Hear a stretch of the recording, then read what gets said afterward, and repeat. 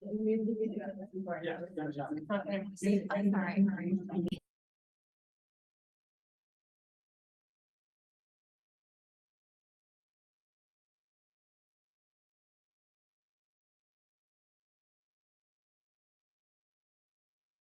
so is everybody saying? She said she's gonna try to get online, I guess, so let's just leave that there. And what do you think, Eva? You are ready to start. And Amy, and Stella, you ready? Just have to elevate these two. I want to make sure she. See, our meeting's now hybrid, guys, so we've got this. And people will be talking over this. First, and it's for the freedom, is this the freedom of information law that requires this kind of thing to be hybrid? Yeah, since COVID, you know. But we were doing it online completely, COVID. Oh, there's a little late. I see. And so can you see who our guests are too? Or Heather's- able to? Yeah, You have a lot? we have 5 attendees right now. 5 of them. Yeah, but 2 are presenters. And you have elevated them? We're about. Okay, great. She got it. Okay, good. Well, I can start. I mean, am I ready to start even? Yes, you can write. Start. Okay, so, yeah, is this in the right place? Good evening, everybody, and I hope you hear me. Make gestures next to your names if you can. I'm Shirley Secunda, the chair of the Traffic and Transportation Committee, and welcome you to our committee meeting for October. And tonight we've got, let's see, actually 4 items on our agenda. And I think I just want to introduce you to our members who are in attendance, and then I'll go over our procedure for those of you who don't know how we do it. So you want to start, Susan? Just Yes, Susan Canny, full board member. Chad Lift, public member. Joe Flayhagen, public member. and Stella Fitzgerald, full board member. okay, so and we might be actually online also, who's one of our members. Amy, are you there? Is Amy there? George. I'm here. George, right, okay, so George, right, George, introduce yourself, please. I'm a public member, George Hicolis, lived in the Hey. village for 60 years. Yeah, it's, those years are going by, aren't they, George? So anyhow, just a brief overview of what our routine is. We do have 4 items on the agenda tonight. Each one we address separately. Actually, for items 1 and 2, we have the same people presenting tonight. So because they are related, but otherwise, item 3 and 4 are separate. Once the items are presented, then the committee asks questions. Then after the committee asks questions, we open it up to the public who can both ask questions and make comments. And that's for each item. And in the case of item number 4, the budget, that really is not a presentation as much as me just enumerating the various items on the budget and the committee kind of reverberating back to what those items are and whether we should have any new ones, and then we ask the public about that. Okay, a couple of ground rules. I think most of you out there online are familiar with the little raise hand symbol. So if you want to speak, do raise your hand with the little raise hand symbol, and we will definitely get to you. And that goes for you folks who are our guests in our room. Just raise your hand. We'll see you. We'll say, please speak. We ask you not to call out. In the case again of online, I think we keep most of our guests mute, right? Even, I think we mute them until they're ready to speak, and then we will elevate you, and then we will again mute you. So just be prepared for that. Our rules and meeting protocol, you can just go over it yourself right now. Stella, do you want to read the meeting protocol for us? Okay, Cocktail. let's see, anyhow. Okay, so number one, follow speaker presentation, or following speaker presentation, committee members will be given the opportunity to ask questions first, followed by attendees, members of the public, and elected official reps. Raise hand or use raise hand function, or if Look. yeah, you want me to, You don't have to talk about the raising hand. What's the next one? please do not speak without being called. The chair reserves the right to lengthen the discussion if deemed appropriate. Online attendees will be placed on mute until Q&A. Once attendees have been called upon, attendees will be promoted to panelist status, whereby they will be given the opportunity to speak. After which they will be muted and return to attendee status. Only the chair can interrupt a speaker. A committee member will notify the current speaker if the time limit of 2 minutes has been exceeded. Personal facts. And that's Janet. Janet is our timing person tonight. She'll tell you when the 2 minutes are up. And then the last one, personal attacks of any kind will not be tolerated, either spoken or in the chat, and violators may be asked to leave the meeting. It looks like we have very polite people and courteous people here tonight, but anyhow, we always put those rules through. So, okay, we're on to our first item. And do we have Valentine Goldstein and We're here. Tabit and I are both here. great, and you're both elevated, right? Yes. And I hope the 2 minutes is not for this presentation. I think we'll go a No, little. no, that's for the public's comments, and that's really only we have a phenomenal crowd. And it doesn't look like we have a phenomenal crowd tonight. Okay, lovely. I'm just pulling. Not for the presentation, just for the commentary. All right. Can you all see my screen? Can you see the presentation behind me? Yes. Yep. Lovely. Well, good evening, and thank you to Shirley and to the rest of the committee for having us. My name is Valentine Goldstein, and I'm the Associate Director of Community Relations at NYU Community Engagement. I'm joined tonight by my colleague Tabit Aneme from Sam Schwartz, who we engaged to help us conduct a traffic study and to prepare the materials that we'll review in tonight's presentation. We're here to review an application for the Paulson Center at 181 Mercer Street between Bleecker and West Houston Streets. This application is twofold, as Shirley mentioned earlier. We will review both sections at the same time though, so just be cautious of that. Firstly, we're asking for changes to the parking signage around the Paulson Center loading dock. And secondly, we're requesting the reinstatement of dedicated layover bus parking for NYU athletics buses along the southern end of Mercer Street. I'll begin by outlining these two requests, and we'll provide more information on the individual components as we go. So the Paulson Center loading dock is located towards the southern end of the building along Mercer Street. Later slides will show its exact location. The loading dock receives multiple daily deliveries from large trucks, and because of the current parking along the block, trucks have difficulty turning into the loading dock. Signage along the block currently dictates no parking Monday through Friday between 8 a.m. and 6 p.m. However, cars continue to park outside of those hours, further restricting access to the loading dock. We're requesting that parking signage immediately around the loading dock be changed to no standing anytime, and that parking across the street be changed to no standing from 7 a.m. to 7 p.m. to accommodate the turning radius for large delivery vehicles. The next slide will demonstrate this in more detail. The second issue that we're discussing is the reinstatement of coach size or parking for coach size buses, which are utilized by NYU athletics and visiting teams. We're requesting that 145 feet of curb lane on the southern end of Mercer be reserved for non-MTA bus layover parking.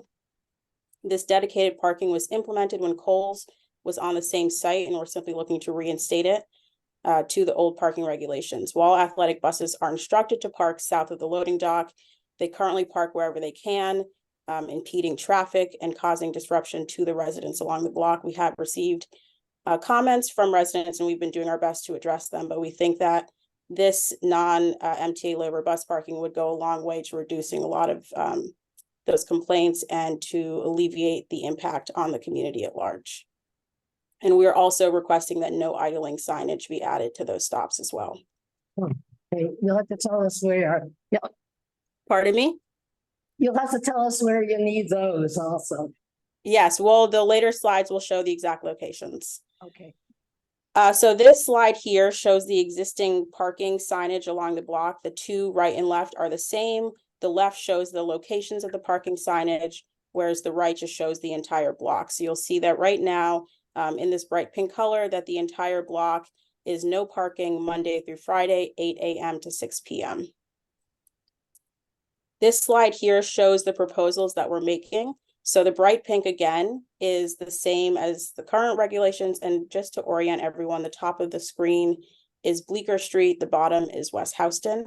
And so the pink areas show the existing signage, no parking Monday through Friday, 8 a.m. to 6 p.m. The red areas, the red on the left is the loading dock at the Paulson Center, whereas the red on the right is the loading dock for the cable building, which is located at 611 Broadway. And then the area in orange is the no standing Monday through Friday, 7 a.m. to 7 p.m. And that's to allow trucks to turn into the loading dock. And we'll go into a little bit more detail on that later. And then so this slide here shows images of the traffic study that was conducted by Sam Schwartz about the needed room to allow cars and trucks to safely turn into the loading dock. So I'd like to turn it over to Tabit here to talk us through a little bit of what the process was and what the findings were. Tabit? Hi, good evening. Thank you, Valentine. My name is Tabata Neme. I'm currently a senior associate at Sam Schwartz Engineering. So Sam Schwartz worked with NYU to review the needs for curbside regulation changes in parking along this stretch of Mercer Street between Bleecker and West Houston. So what we see right now is the technical name is a swept path analysis, but essentially what it comes down to is a maneuverability analysis for trucks that will be parking at the two existing parking lots. So what we did here was at 610 Broadway, which is directly opposite on the if Bleecker Street is to be assumed north, so to the right, to the east of this, so we showed how those trucks would move, get in and get out of the parking lot or the loading dock without impeding vehicles which are parked on the street.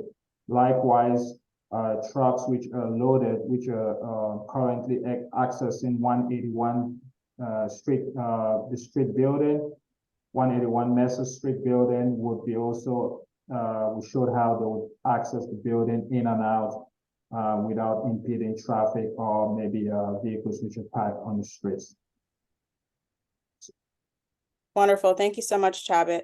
And I forgot to mention, you'll be able to see in this slide here, but at the very bottom, there are 3 bus icons listed here. So on the previous slide, this blue area at the bottom shows the area that we are requesting for the non-MTA bus layover parking. Again, that's 145 feet, and per the calculations completed by Sam Schwartz, we estimate that about 3 coach-sized buses can fit there. Is that correct, Tabit? Yes. Wonderful. okay.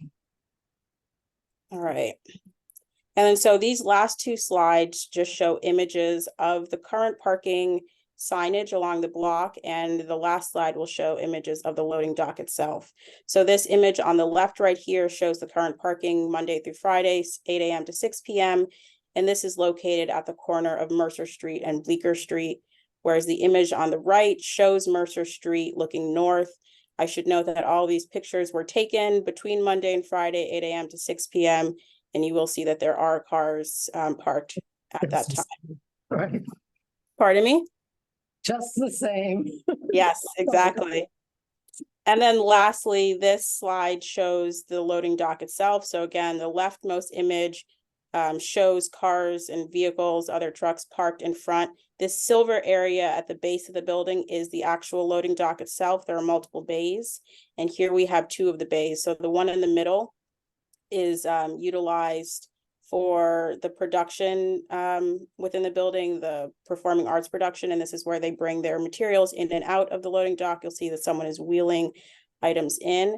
And then all the way to the right, we have the loading dock that houses our waste management operations. And in speaking with building operations and waste management staff, they noted specifically that they have difficulty bringing this compactor in and out of the loading dock because of the current parking restrictions, or lack thereof, rather. And then I'll just note that there is another part of the loading dock, which is not pictured, that's currently being used to store construction equipment. And once everything is finished, that loading dock will also be accessible and will also come online. So this concludes our presentation. I'd be happy to take any questions from the committee or from those present. And I'm going to stop sharing my screen now so that I can see everybody. Thank you. Okay, thanks, Valentine. Okay, Susan. Yeah, I have a question. Hi, thanks, Valentine, for your presentation. Yes.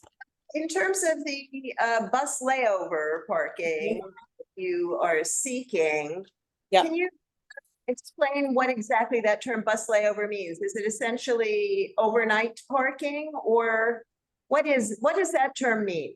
Sure. Yeah, no, it wouldn't be overnight parking. It's temporary parking. It's traditionally used for tour buses and other large bus companies of the nature. Tabit can explain it a little bit better, but it would be temporary parking for a few hours at a time, but it wouldn't be overnight parking. But it would be a place where those buses could stop and wouldn't be in the middle of traffic and wouldn't be directly outside of residential apartments. But the time frame would essentially include overnight, because you might have events overnight, or there might be buses. So it's basically kind of a land grab for the full 24 hours in perpetuity then that you are seeking here? Yes, Tabit, can you explain this any better than I'm able to? So essentially what is happening here, the university and the athletic center there are a lot of sporting events that go on there. And when these buses do come drop off either athletes or maybe let's say athletes for the sake of simplicity, they just need a place to lay over and wait. So typically about 3 hours layover and 3 to 4 hours based on information we gathered from the operations. And I understand they have athletic activities throughout 7 days a week. Yes, so to your question regarding if it goes overnight, I think typically what I understand with the operations at the university is these activities start as early as very early in the morning. So we are requesting that the space be reserved, because we want to avoid a situation where the buses come in early and then you have vehicles parked there overnight and they do not have a place to pull in or pull out to drop off passengers. Yep. So I would say I can certainly get back to you. The parking would be there 24 hours. A bus may not be there for the entire 24 hours though, if that helps to answer your question. Right, but the restrictions you seek are all 24-hour restrictions. Yes, it would be dedicated parking throughout the day, but a bus may not be there for the full 24 hours. That's understood. Thank you very much. Thank you. Yep, my pleasure. Can anybody else have any questions? Janet? It's just a more general question. I mean, how do you find in the NYU realm, do people adhere to these rules? Like, can you do any enforcement with your own NYU, force, or like, what's your success with making sure that people actually follow rules? Is this in regards to the loading dock parking or to the bus parking? All of it, I mean, what's your experience with people, following the rules? Sure. Yeah, I'll say on the bus front, I've had many conversations with the athletics department who oversees this operation, and they do instruct bus drivers to park south of the loading dock closer to Houston Street. However, that's not always available. There isn't always parking there. And in those instances, we find that the drivers kind of stop wherever they're able to, even if we're instructing them or, requesting that they're parking closer to Houston. And then, I know we've had issues with, buses idling or stopping for short periods of time. Again, we continue to communicate with the drivers and through athletics and with any visiting teams to make sure that they're not doing that. But of course, we can't control, every single driver that comes to the village. And then as far as the loading dock parking, we have campus safety officers, but they're really stationed within the building. Their mandate is to oversee the inside of the building. So they're not really outside that often if people are parking in front of it. And I think when folks do park in front of the loading dock, they kind of work around it to the best of their ability, wheel things in from the sidewalk, from the street, double park. But they're, I don't know how successful we've been in stopping people from parking there. Thank you. Okay, you came in a little late. Guests follow the committee with questions. You'll get your turn for sure. Did you sign in? Good, great. Thanks and welcome. Anybody else on the committee have questions? Yes, I do. No? Okay. So, okay, I just want to clarify a little, Valentine. So the loading dock restrictions, the 7 a.m. to 7 p.m., that's only during the week, right? Yes, Monday through Friday, the tablet is Yes, up, that's yes. mentioned, yes, So that's that Monday was- through Friday. Okay, and so the dedicated 3 spaces, right? That's all, just the 3 spaces. Yeah, it's 145 feet. Plus, that's all the time? Yes, Yes, 24/7. 24/7. So that's 65. 20, and is there a reason for that? I'm sorry, I didn't hear that, Shirley. Time, is that the reason? Or 7 dedicated, okay. Yeah, so, You cut out a little bit. I didn't hear the last part of your question. I said, well, it was confirmed that the dedicated parking is going to be 24/7, correct? Okay. That is my understanding, but I can confirm that. How come, are there games all the time, athletic games going on all the time? There are, yep, and there are events happening within the building throughout the time. Again, one bus will not be parked there for 24 hours or for a week, but there are teams coming in. There are multiple NYU teams, and then there are visiting teams that would also be utilizing those spots. So it's multiple teams, Mhm. both NYU and visiting, and it could be any time of day? Yes. It's- Is your question, are the buses around any time of day, or would we? I want guess the 24/7 seems like a lot of time. So I'm just curious as to how that was figured out. I would just, under the assumption that it would be daytime for athletic events and evening, but not during the night. So are you saying that accommodates the parking for the buses as well? Is that it? Yeah, I'd have to get back to you on that one, Shirley. I just want to make sure I'm giving you the accurate information. But I can confirm. So why the 24/7? Yeah, if you can get back to me really quick on that, because I think that if you can, I think we would probably have to talk about that a lot and about what we would actually want to recommend in that case. Okay, I can certainly get back to you on that. Okay, Susan. So just to interject something to your exact point. Yeah. What is it that you're getting back to us on? Because it seems like you've already stated clearly that this is a 24/7 request, yes? Yes, that's my understanding. I'm getting back to you to That you confirm need to that. get back to us. Question is, When- hi, Susan. Is the why it's 24/7 is the? Yeah. Is Question. The reason I would like to get back to you is to confirm that it is in fact 24/7. That's my understanding, but I'd like to have the conversation and confirm it, and then I can let you know. Okay, thank you. All right, Mhm. Shirley, sorry. Go on. So I have another question, which is about the map with the green. The green shows the loading activity, correct? Would you like me to pull it up? Sure, why don't you pull it up?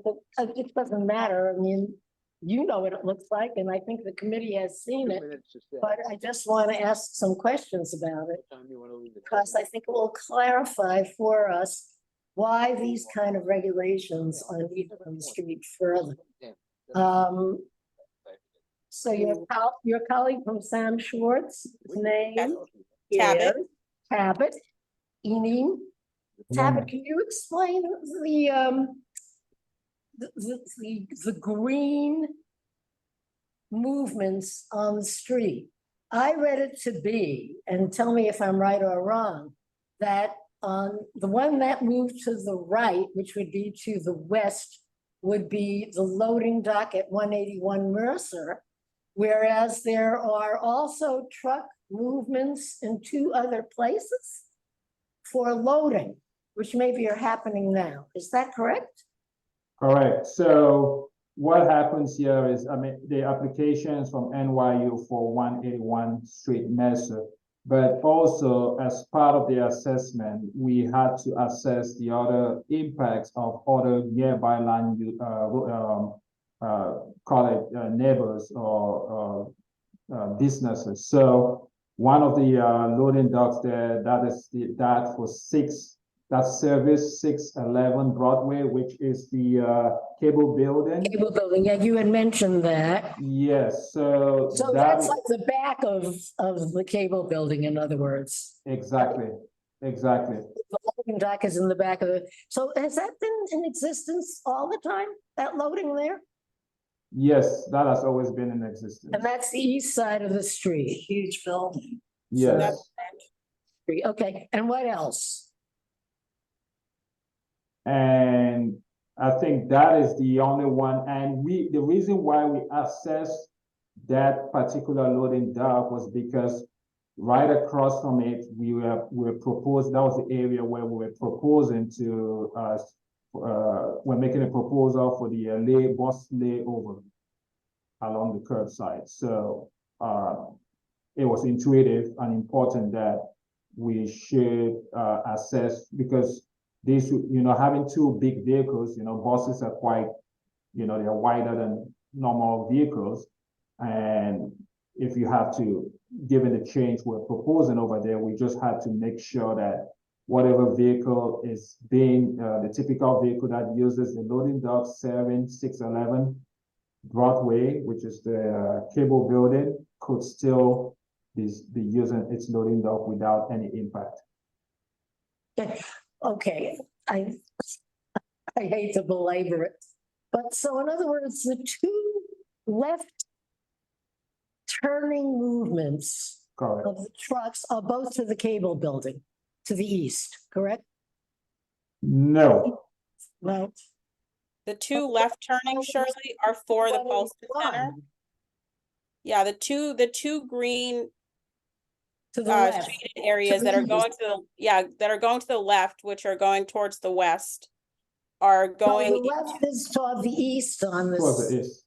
No, the left here is towards the west. Oh, you're right. It's Oh, the left is toward the west?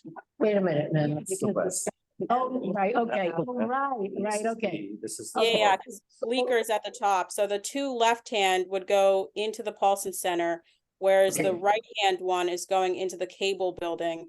And we want to make Okay. sure that the parking of the athletic buses would not hinder the operations for the cable building. And that's why they were included in that traffic study. Okay, fine. So that was like the two areas that you were talking about before, Valentine. Correct. Yes, that was And the, then, okay, so These another 2. question about the cable building one is, that's been in existence for some time, so that activity has been going on for some time, right?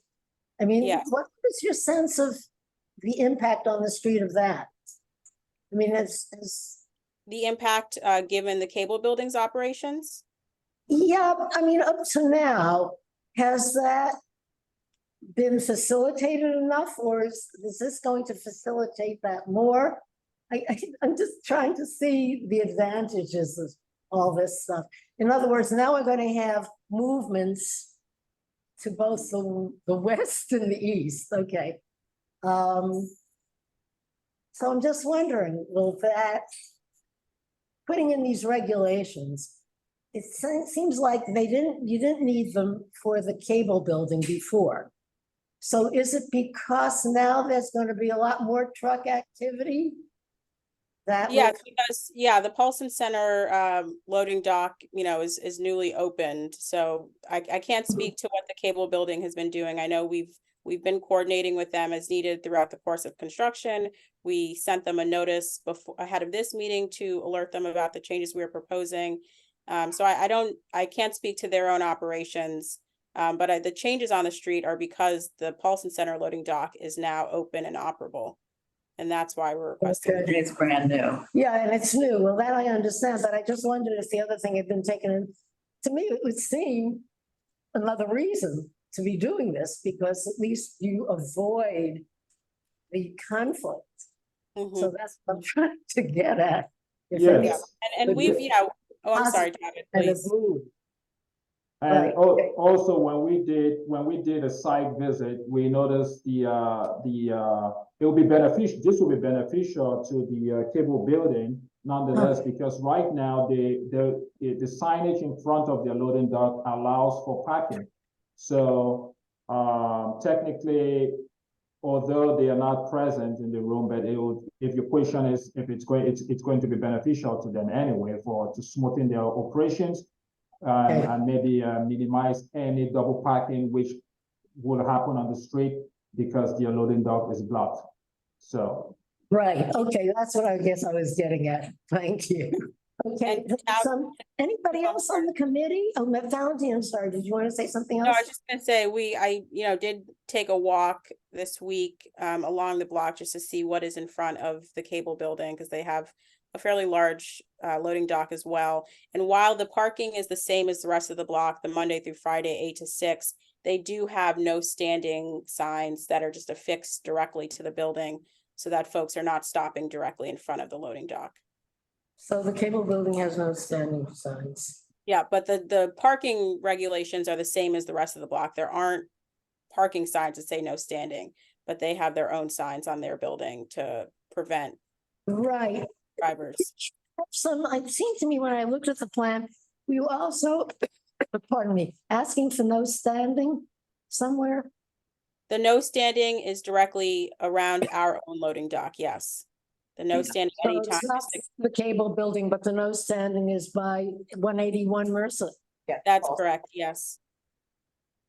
And the no standing is just during the day. Overnight vehicles will be allowed to park. Okay, And while we are on this point, I know you had asked Valentine if we were if the buses will be allowed to lay over overnight. I just went through my email and I found information saying that buses will be, the teams will be arriving from the morning until midnight. So, okay. yes. So The just athletic buses, the athletic buses, yeah. and buses are from morning to midnight. Okay, Early. so it must be early morning, right? Yes, early in the morning. Yeah, they said very early in the morning. So you can interpret that to be as early as 7 a.m. until midnight. Okay, Susan has another question. Question for you, Valentine. I don't expect that you can actually answer this, but I'm going to ask you anyway. In terms of the buses, let's say they're typically a sports team, right? So they come, the athletes get off the bus, the equipment comes off the bus. Then the athletes and the equipment are within the facility for however many hours they're there for.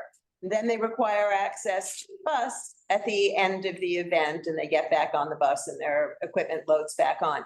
Is there in the intervening, say, let's just call it 3 hours, 4 hours, is there any need to have access to that bus? Or in terms of this parking space, is the actual amount of time that's needed to service the equipment and the athletes just a small fraction of the amount of time that the bus actually needs to be parked? Sorry, I'm thinking through your question. So no, I again would have to speak with my colleagues in athletics to give you a firm answer, but my understanding is that, they're dropping off and picking up But it's not, it wouldn't necessarily just be NYU buses that would be utilizing it. If a traveling team is coming to compete against NYU, then that bus, you know. No, would- of course, yeah. understood. Thank you. But no, yeah, I'm not sure if there's need, you know, between the pickup and drop off or drop off and pickup. I don't know if there's need for continued access to the buses. But I'd have to, again, I want to speak with my colleagues before telling you that definitively. Sure, thank you. And then when you get an answer to that, where would the buses go if they didn't actually wait at the stadium? So that's part of this puzzle. We don't want them cruising the neighborhood and then parking somewhere else illegally, which is done actually a lot. Yeah, I think that's the other part of it, is to make sure that they're, you know, not impeding traffic between that time, that they're not idling, that they're not causing further disruption to the neighborhood, would be to keep them in that one spot. And I don't believe there is another spot to keep them between those times. We don't have another layover space for those buses. Okay, so committee, are we done? Okay, we have a guest right here who wanted to ask a question. Well, it's not really a question, more of a comment. It's really, so I want to apologize for speaking more. I wanted to come in person because there are a lot of families that are going to be potentially affected by these changes that live across the street. Right. They're directly adjacent, 181 Mercer, so will be directly affected by these changes. And, you know, I'm not sure how much our opinions matter, but this space that's going to be picking up the buses from NYU and other institutions is taking away space that is by these families that live in the community.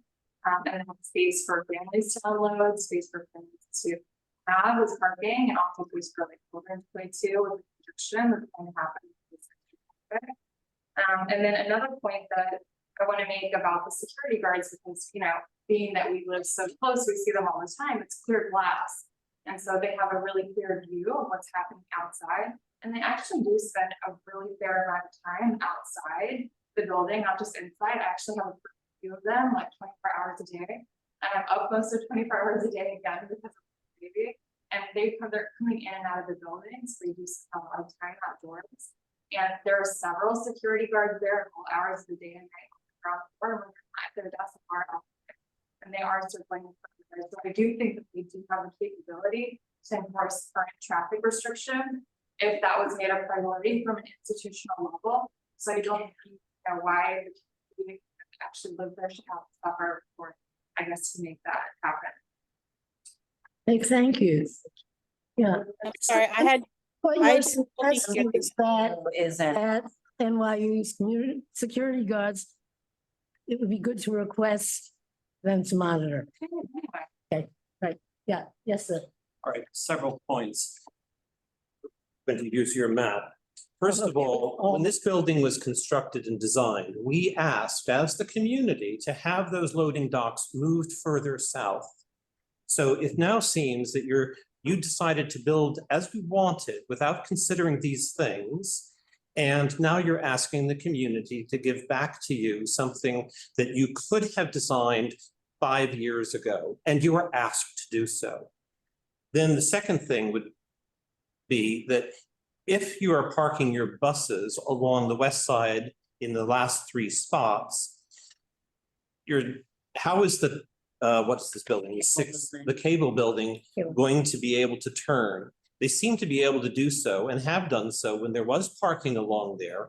And they've been able to do that for years. Also with your construction, I do realize you did make some concession on the construction and the blocking of the street, but you're asking us to accommodate you, and it does seem to be possible to be done. Mercer Street at that point is an extra wide street. So I don't see how you can be saying that you can't work in an extra wide street when it's an unusually wide street. As far as the parking for the buses, I don't see why you can't park these buses on your own property in the village here. What is this? Washington Square Village. You have 2 enormous roads inside. So there should be no reason why you can't have the buses load and unload and then go to their own spot. because these buses sit there from 5 in the morning to well into the evening, 12 o'clock even, and they idle. And it's been a constant problem in the community. It annoys everybody in the residential buildings across the street. Okay, thank you. Valentina, or Yes, I'm sorry, So- the sound goes in and out, so I'm hearing some of the questions. I can't speak to the process at the beginning of the construction. I wasn't at the university at that time. I can certainly, again, take back the question about the parking availability in Washington Square Village. I can't speak to that right now because I haven't had that conversation, but I'm happy, Shirley, to get back to you on that once I am able to. If I may, Yes, Okay. please. if I may jump in there, coincidentally, we had Sam Schwartz was retained on a separate project to review the traffic circulations within the Washington Square Village, and I actually led that project. And I can tell you, I would not recommend buses parked along those internal roadways for safety reasons. And they have very, very poor sight lines, and there are a lot of kids that play within those buildings, and people walk along those roadways. So it takes, and there are a lot of vehicles that go in and out of that garage. I testify, I went there during my site visit while we were reviewing the operations of the garage, underground garage within Washington Square, and I did see some near misses. And that's, for those reasons, I don't think it's recommended to park those buses in there because of all those issues. With regards to idling, we understand, and we are recommending that that will be strictly enforced, and there'll be a sign to turn off your engines while packed. So and with regards to the other turning radius, and we have clearly demonstrated that we did test and we did assess the impact of trucks coming out of the cable building, and we're able to show that it would have no impact on the turning radius. So with regards to when the buildings were being constructed, that I think I can't comment on that either, but I just thought I would address on those other issues or points raised. I'd like to yes. continue. The fact is, the buses, in the same way that many other people are not observing the signs, I'm sure the bus drivers don't observe them, because in the experience that we've had before the building was rebuilt, these buses would sit there and idle. People would be asking the bus drivers not to do so, and they were ignored. So, and I'm not even sure that the NYU staff can necessarily do anything as far as a legal position upon the buses. So the problem really is these buses are a bother to the community, have always been a bother to the community, because I've lived here quite some time. And I don't see that the nature of humans is going to change very much. They want to run their air conditioning, so they run the bus. And it's just a real bother. And I think you should have the possibility of putting the bus someplace else, really, quite frankly, on your property. You could have built a road where the extension of Green Street is, which had been a road before. No, you have a plaza there, which, by the way, is now fenced off half of it. So, you designed this building, and you're just basically saying, come back to the community and ask them to give you more for it. This is the way of NYU. You constantly do something, and then you expect the community to pick up the pieces that you don't plan. I do want to say one thing. I don't think that NYU has any jurisdiction over the design of the street, unfortunately. No, they couldn't design the building. Putting, And they couldn't- they designed the building. And they couldn't put the street back. They were asked to. Yeah, but For the- they couldn't, it would be DOT that would put. Right, but they and could have opened up the obviously space, that didn't happen. and they Yeah. didn't ask for it, but the Okay, community right. did ask. for it. Okay, I heard you, we heard you. Let's move on. Yeah, Stella. I have a question for Tabit, relating to something that you just said about the buses, buses not being a problem for the cable building turning radius. Sorry, can you hear me better now? Yes, go ahead. You said that you've done an analysis that the buses won't be a problem for the turning radius of the cable building trucks. Yes, Maybe I'm misremembering, but the no standing section of the street that you're proposing, that is meant to accommodate the turning radius of the NYU trucks. correct. How can the buses not be in the way of the cable building's turning radius? But there is a need for no standing to accommodate the NYU turning radius. Does that make Yes, sense? yes, no, it does make sense. Good question. The tenant, the cable building can accommodate up to, and the technical term will be an SU-30 truck. So to give you an example of that, it will be like a cube van. That's the maximum, based on the current entrance into the loading dock. So that was the design vehicle we used. You can think of it about 30 feet long, a cube van, and with two axles. However, the one of the Paulson building on 181 Mercer can accommodate larger vehicles.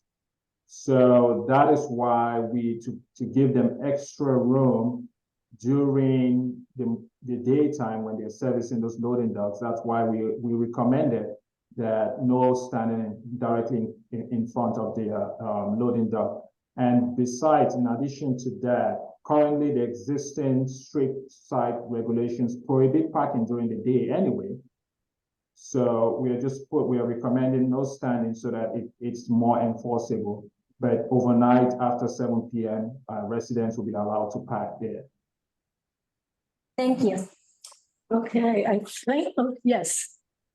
When someone suggested putting the buses on NYU land, you said, but there are families and children there, and so you didn't recommend it.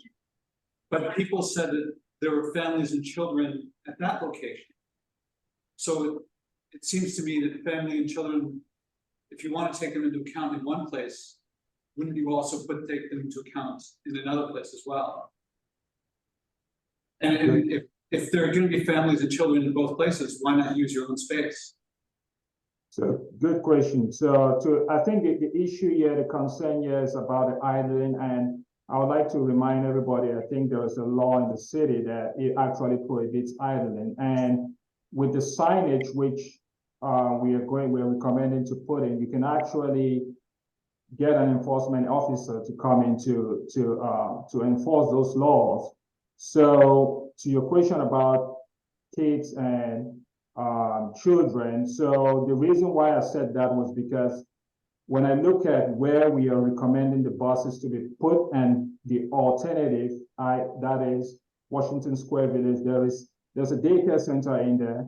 There is a play space for kids in there. I'm just looking, based on, I'm not discrediting the fact that there are not kids along Mercer streets. There are, but everything being equal, I think in my recommendation, if we're to compare the two locations, it will be much more better I will recommend 181 Mercer Street if that's what it came down to. I'm not saying that, I'm discrediting any other family or any other child should be exposed to any of this or any of the pollutions, but I'm just looking at it from other factors too. But is it equal if one is other? No, It's not. I don't think you addressed it. excuse me, but we're trying, raise your hand if you want. Okay. Also, Yes. Shirley, there's someone who's been waiting on Zoom to speak for a while. Anne Gray has had her hand raised for a while. Oh, okay. So who is that? Just a member of the public wants. What's the name? Anne Gray. They've just had their hand raised. Oh, yeah, then, yeah. So we have to get to some other members of the public that are there online, and we'll get back to you then. Okay, so you want to just say the name Yeah, Anne Gray, and have you elevated her? just elevated. Yes, okay. Hi, yes, thank you. I want to just make a few comments. I agree with the other community members who are talking about our preference to have these buses parked on NYU property. I think it should be, especially on the West Street. I realize the first Green Street that goes through the NYU property is where the key park is and those things, but there's lots of room on the street south of that. If we do end up having buses on Mercer, I guess I have a few questions. Is the limit going to be 3 buses? So buses won't be able to park all the way up Mercer, right? They'll only be in that part. Valentine? My understanding is that that'll be dedicated parking, but I know even as of now, we don't have any bus parking, and I have seen buses parked on different parts of the block where they're able to Right. I mean, find- there was a bus parked in front of the fire hydrant, I think, over the weekend. Okay. You know, so the buses are kind of lawless and Now, but the parking everywhere. question is, will they, if these regulations are put into action, will they be confined to those Yes, spaces? yes. So, And yes, Valentine? The answer is that I need to confirm that as well. I'm okay. not really sure, and I don't want to give you false information. So I And can the get back. the clean air law about idling says any idling in front of a school is maximum of 1 minute. So I'm assuming that will be the maximum idling of any of these buses, which, I mean, feels like that would be safe if they were parked within the NYU property as well. I know you raised the issue of idling around children, but that would be one. The next thing is, will the athletic department advise visiting teams that idling won't be tolerated, and maybe even give bus drivers a place to sit inside, you know, so they don't have to sit in their buses all the time?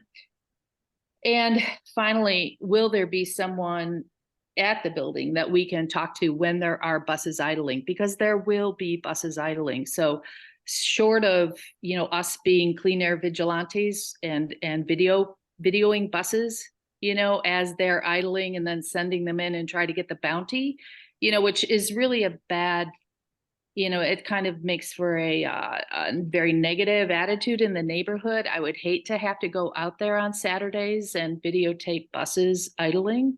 But, you know, I've lived on the street for 30 years and and it's happened for 30 years. So. Sure. I know, you know, right now, complaints of that nature come directly to our office, and then, you know, we're able to communicate with athletics. But we need real time, you know what I mean? It's like Saturday, there's a bus out there, short of me confronting a driver, you know, that's it. No, I hear what you're saying. That's a conversation we need to have with athletics and with the building to see what kind of processes and procedures we could put in place to Right. help address those real-time concerns that you're mentioning. Okay. Anybody else? Anybody else online? So, okay, Yeah, I don't think you addressed what I said at all.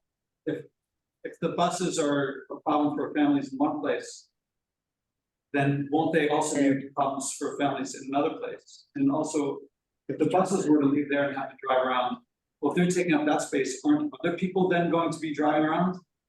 It doesn't seem to solve the problem. I don't know that I think parking is limited everywhere, so I don't have an answer to your second question about, you know, will other cars then have to drive to find space? I think to your first question, again, I can speak with my colleagues about, you know, whether or not there is any parking available within NYU, within NYU.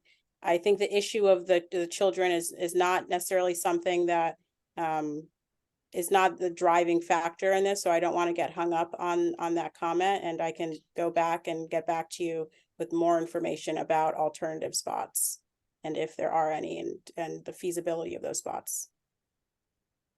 right, yeah. Another question is, then we have. It sounds like it's a driving issue for some people. And is it also given that the buses must be there? I mean, I usually take the subway. I mean, do buses have to be there? Is there, NYU wants them, but. Yeah, again, these aren't, they must be not there. all these teams are necessarily in New York. They're not all in the city. You know, there are facilities around the city. So the buses bring the students from various places. I don't know exactly, all the other schools and competitors that are coming to the site, but it's not just students that are directly in New York City. I think we really have to move on. This has been a very long conversation. I never expected. But I should tell everybody out there online, as well as our guests here, that once we are done hearing the 4 items on the agenda, we go into what we call business session, which means that the committee deliberates about the things that have just been presented and discussed. And we come to a conclusion as to whether we'll do a resolution or 2 resolutions. Everybody's welcome to stay and listen to us, but at that point, the public can't talk. That's just kind of a committee-oriented session. So just for your information, that's the way the procedure goes. And there's also a full board meeting, right? Which is, do we have the date of the full board meeting? It's next week. It would be on a Thursday, and I should have written that down. It's always on the the 19th. Thursday of the month, right? It's October 19th. October 19th. And again, you don't have to come to the, do you all, are you all on our calendar? You get, oh, you don't, okay. Then please leave your names if you want to be on our calendar. Then we can just send you the calendar, and from there on in, you will know when our meetings are and where. But you don't have to come in person. You can come online. Only we have to be here in person. So if you want to follow through or testify, we have public session to testify at the full board meeting. You are invited to do that too. You have to sign up. Okay. I do have could the parking of the buses be on Bleecker Street opposite the front door of the building rather than on Mercer? Okay, I think we can't really address it any further. We really have to move on. And would all of you, if you want to get on the calendar, that is important, because then you can just get emails. Just write your name and your email address as well. I don't know if there was a space. Yeah, when people sign in, they really should get. Yeah, well, there's a sign, and so please do. And There is a public sign-in sheet. Yeah. there's a sign and shoot right there. You want to hand it around, gang? Is that it? I think there may have been 2 going around. Is this? No, that is the sign and shoot for our guests. Okay. But why don't you, Susan, you know what? There's a place for an email here, so make sure your name and. Do you have pens, Susan? You want to give them a pen as well? Okay, we have a presentation. The DOT, the Department of Transportation, has done a curb management action plan. And we're not going to do any resolution on that tonight because it won't be an intense presentation, but we asked for at least an overview, and we've got Kate Scherer. There you are. Hi, Kate. And from DOT, and she will be telling us about the plan, and then everybody can ask questions. Great. Hi, good evening, everyone. My name is Kate Scherer. I'm the Lower Manhattan Borough Planner at the Manhattan Borough Commissioner's Office at DOT. Can everyone hear me okay? I'm getting over a cold, so I'm not as loud as I usually am. And as Shirley mentioned, I'm here to share a little bit about DOT's new curb management action plan. I don't have a formal presentation yet because this is still a really new plan and we're still in the planning stages for our upcoming pilot.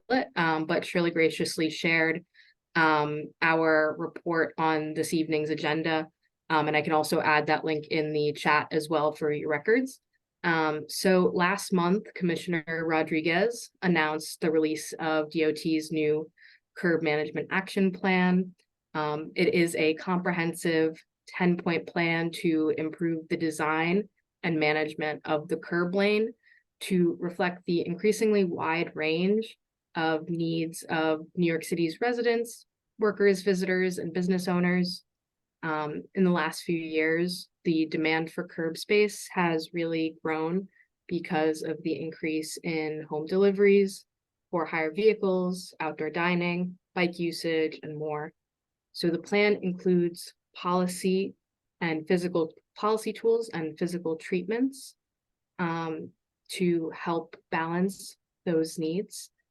Some of the policy strategies include incentivizing off-hour deliveries to reduce the demand at the curb during busy times, pricing on-street parking to encourage commercial activity, charging non-transportation users for curb space, and more.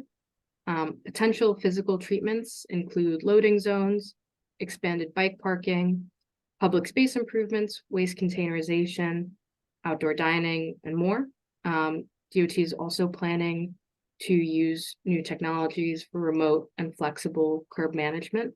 That includes installing sensors and cameras to get real-time data on things like double parking and traffic congestion.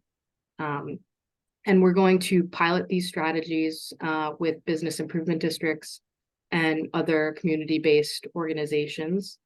The Columbus Avenue bid on the Upper West Side will be our first community partner.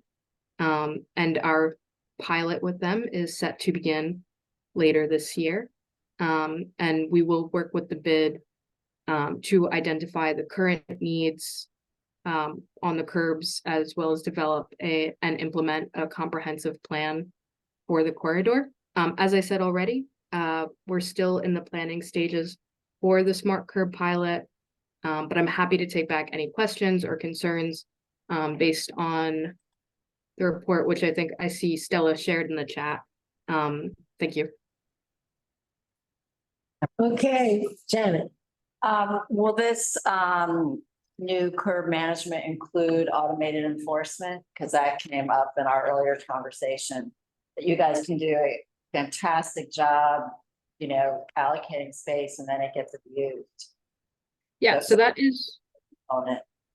that is one of the things that we are definitely looking at with increasing the technology. So we're considering working with the MTA to have install cameras on buses to respond to things like, again, double parking, cars in bus lanes when they're not supposed to be, that kind of automated enforcement. Again, this is still new, but technology and automated enforcement will be a part of this plan. I don't have all those details yet. Thank you. Right. Anybody else on the committee? I have a very simple question, Kate. Yep. How do we get involved on CB2? Are there any upcoming projects that we can let our constituency know about that they might be interested in? I know at one point we were talking about, what was it, Janet? You had an idea, I remember, with urban management. Yeah, we wanted. And it was loading zones. Loading zones Right. in front of large. I don't know if that's going on as a separate program anymore, but that was one thing, for instance. And Yeah. you could, through our calendar or general email, alert our constituents about certain projects that are going on and ask them for their requests if they wanted something doing on their block. Yeah. How do we do that? So one thing, It didn't work. We did ask DOT before, but some never came to be. right. So one thing I'll say is that a lot of the policies and physical treatments that are included in the action plan are things that DOT has already been doing in smaller, more localized efforts. And this is like the comprehensive plan to look at an entire strip or corridor as a whole. But like to your point, Shirley, about loading zones, like we are required to install more loading zones. I don't have the exact numbers on hand, but we are required by a local law. And if you have suggestions for locations, you can share those with me. Right now, we are focusing on the Columbus Avenue pilot. But I believe that there will be opportunities for other neighborhoods to become involved and to have these policy and physical treatments implemented, but I don't have the timeline yet. Mhm. Okay, so in other words, kind of just informally, if we have some thoughts. which Yes. are- I mean, is there anything in particular that might be, I saw in the report that a lot of really interesting things that DOT is looking into. And just wondered. If there was anything, I know a lot of them are in very different neighborhoods from ours. So I think that's probably one of the major questions is, where does CB2 fit? The type of neighborhood we are, the type of constituency, the types of streets and configurations we have. I mean, is that something you can get back to us on? On And where CB3, pardon me, CB2. what type of project might be feasible for us to ask for? Then we could go to our constituency and say, anybody interested in the loading zone? Anybody interested in, street seats, et cetera, Susan. I have one question or concern, I guess, which is ultimately is the goal here a kind of one size fits all curb management plan? It kind of dovetails with Shirley's point because we are a unique neighborhood and we have a unique footprint here in terms of the influx of tourists, the bars, the restaurants, the NYU. I mean, we've got I know every community board is unique in its own way. And my hope is that any kind of master plan would not be one size fits all, but would be specific enough to accommodate the unique circumstances of each neighborhood. Right, and I think that's our goal with what you just said with this new plan is to look at the individual neighborhoods and engage, like I said, the bids as well as the individual communities to get a better understanding of what the pressing needs are for curb space in these neighborhoods. That's great to hear because, you know, it's not something we experienced with, say, outdoor dining. So it's really great to hear that that's going to get factored in here. Thank you. Yeah. Yeah, and I would say that there is the report, which really on the plan, which really does talk about all the variety and that they're intending to look into neighborhoods. So take a good look at it. Yeah, I have Did looked you at send it. that? Did you send them around? Yeah, I did. It's also in the calendar. Yeah, again, for our guests, you might want to look again on our website to get that report because it's quite interesting. It's not written in stone, right, Kate? But Yeah. it's kind of the plan and the intention. And from my impression, it's really a very different way of looking at things than DOT has done before. Would you say that? Yeah, I read it, sure. Good, okay. Good. And it is. Yes, anybody else on the committee first? Okay, yes, sir. I would hope that in the curb management, they take into consideration these restaurant kiosks. First of all, I've had comments from visitors from other countries, and they say, since many of them are not well maintained, it makes our community look like a third world nation. Many of these kiosks actually are not used. For example, the old Ted's Chinese restaurant, they have a kiosk there that's still sitting, but the restaurant's gone. As a cyclist in the city, these are very awkward to get around, even with the bike lane that might be passing. There are also many of them are at corners or very close, so it's hard to see around them, and it makes cycling that much more dangerous. Mhm. So I would hope that there is consideration that these might not continue for the rest of our lives. The other thing is that I've noticed when I was in Europe, a couple of cities there where they have congestion pricing or the equivalents, that this has actually been very helpful to traffic. And this also may reduce or change the nature of the plan. So I hope that the congestion pricing, which I'm an advocate for, will be taken into consideration and maybe would change the plan and the usage of curb space. Great. I'll just say to the outdoor dining point you raised, that's definitely something that is being taken into consideration with this management plan. As many of you probably already know, the city council passed new permanent outdoor dining legislation, and DOT is currently in the rulemaking, making rules internally for the new program, which will be released to the public for comment, hopefully later this fall.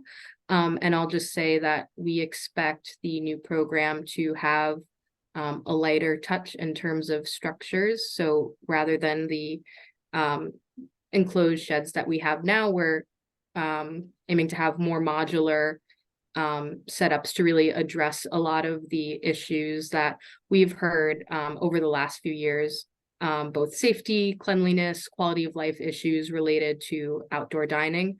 And this management plan also includes the charging non-transportation users for their curb space, the new outdoor dining program.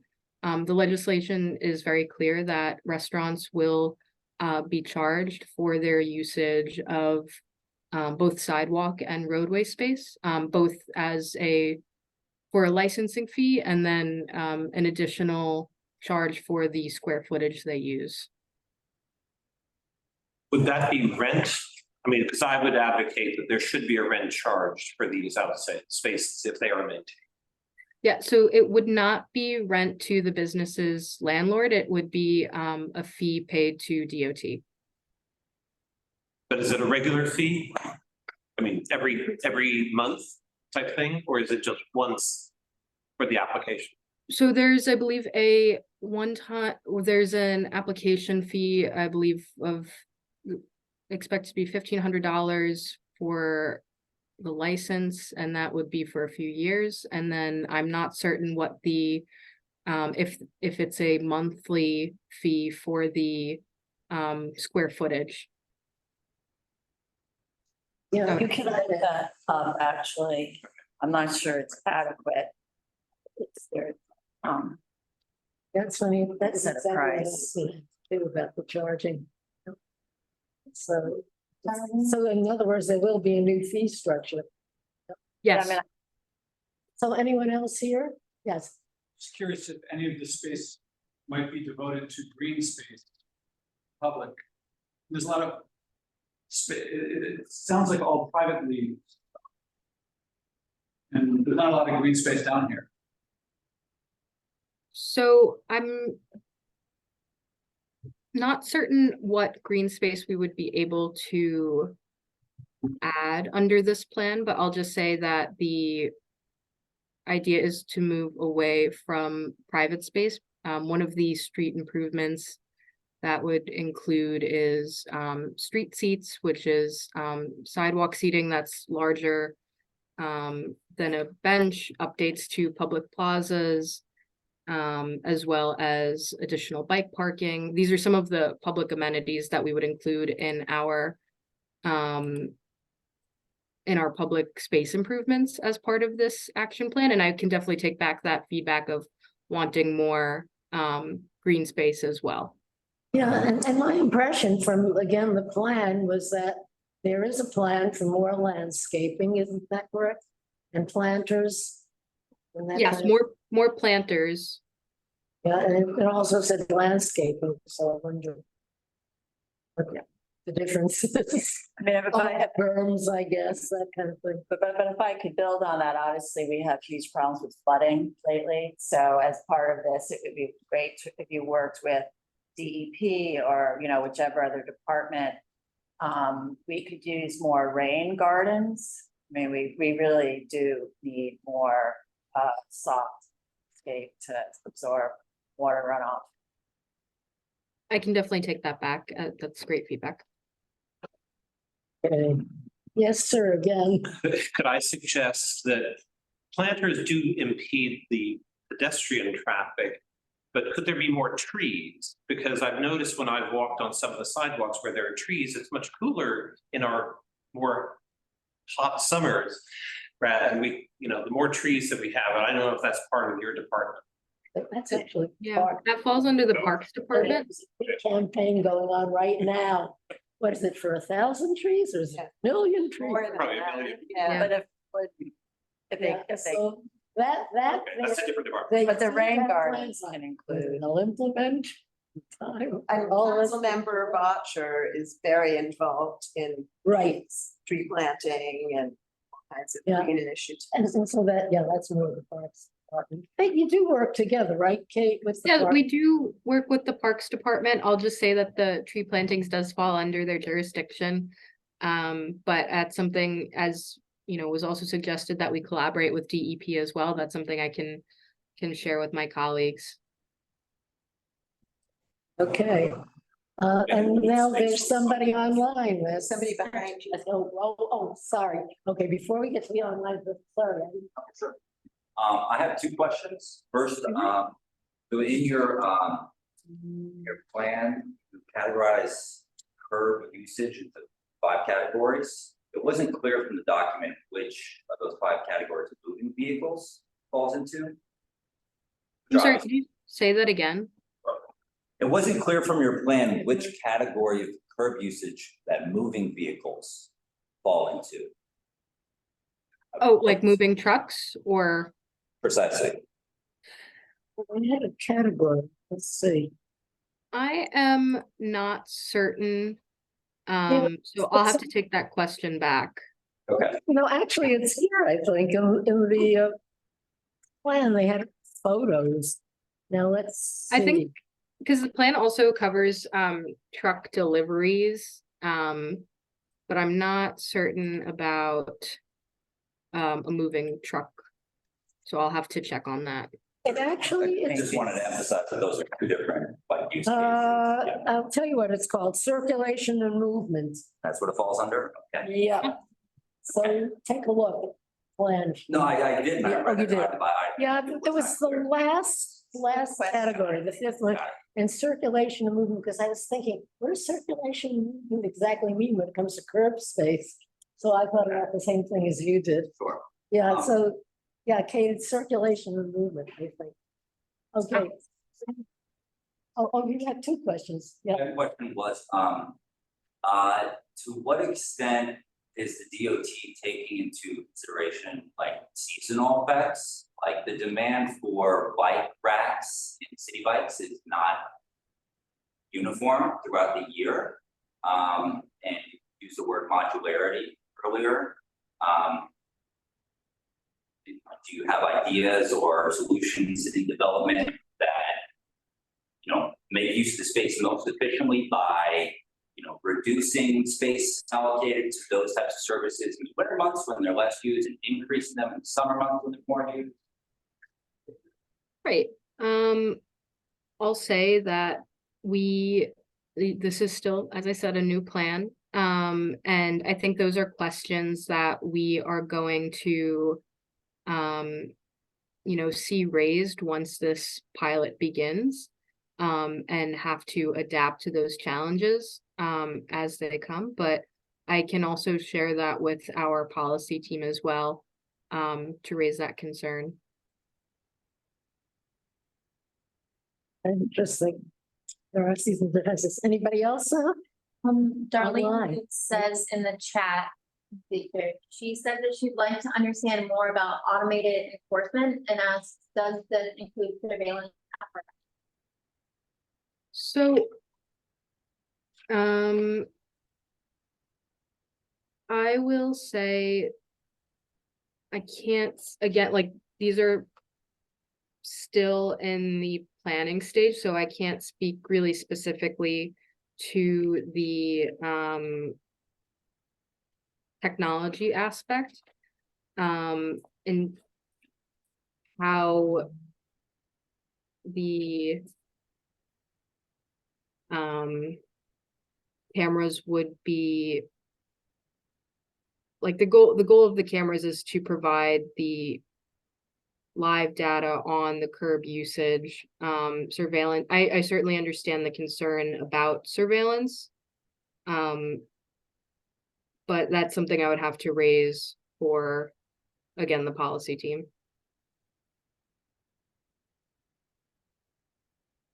So that has to be developed.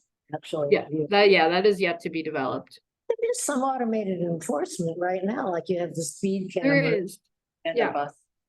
and the bus lane cameras. Cameras, yeah, so there is some of it. And they're talking about developing it further, right? Okay, anybody else of our guests here or up on the screen there? Okay, so we'll be moving on, and our last topic is budget priorities, and we do this for everybody who doesn't know, once a year. And usually what the budget priorities are an amalgamation of the various requests we've made during the year and resolutions. So Kate, stick Yep. around. I'm listening. Yeah, because we probably will have some questions on this as to where DOT is. So, committee, you have taken a look. I'm just gonna go through these. This is basically, what I have here are just the budget priorities that we had last year. And interestingly, when I looked at our resolutions, they didn't have, since then, they didn't have very much to do with budget priorities. So these are kind of repeats. And so I guess first we'll go to the capital budget. And the first was the reconstruct of Clarkson Street from West Street to Greenwich Street, including repair and replacements of Belgian block and installation of the granite bicycle lane. We've been asking for this for quite a while. I do want to tell Kate to bring back to DOT and maybe to react to this, that this was part of the Hudson Square West Village study that was done by DOT in collaboration with CB2 and the Hudson Square bid. And they came up with several different recommendations at the time. The last presentation was in 2021. And at that time, they had said that they could probably do this implementation of this very needed granite bike lane by 2022. And of course, we're now into 2023.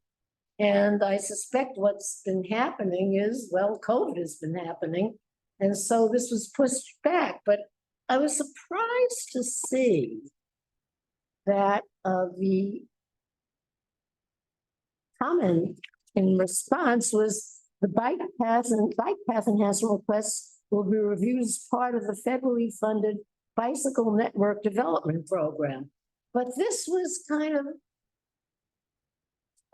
a project unto its own that really didn't depend on that program. And we were told that this would be implemented in 22.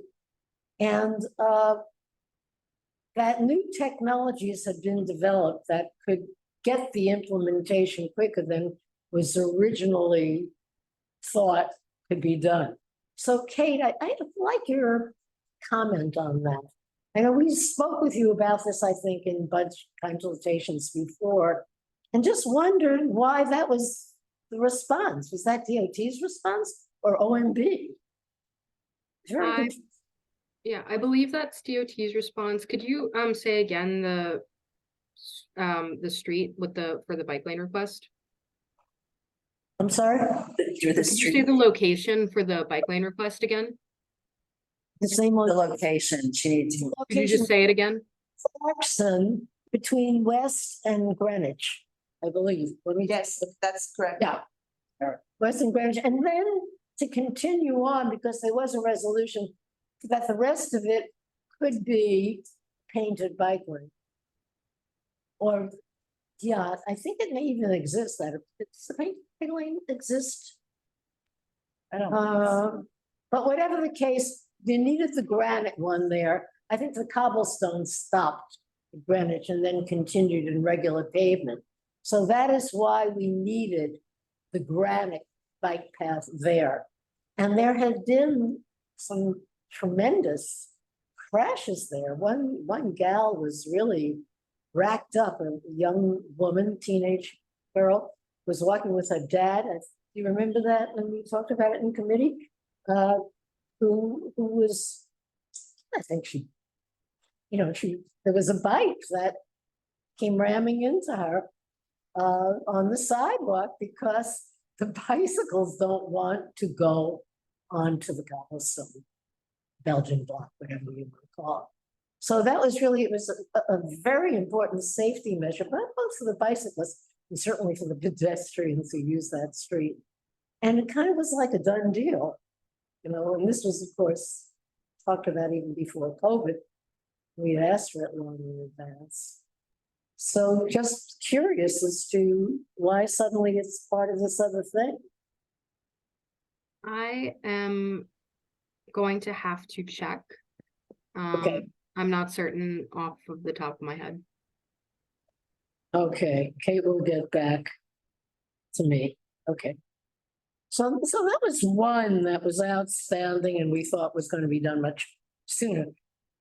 These are capital improvements we asked for. There are very few. And we have as continued support simply because we've been asking for so long. So I guess really the question is to the committee, there's only 3 of them, is do we keep these all on? Because those really are the only capital requests still extant. I think so, yes. Yeah, Absolutely. and in the same order. Yes. Okay, Yeah. so I would say keep those, okay. Keep all in the same order. Okay, that one's an easy one, right? Okay, now we go to the expenses.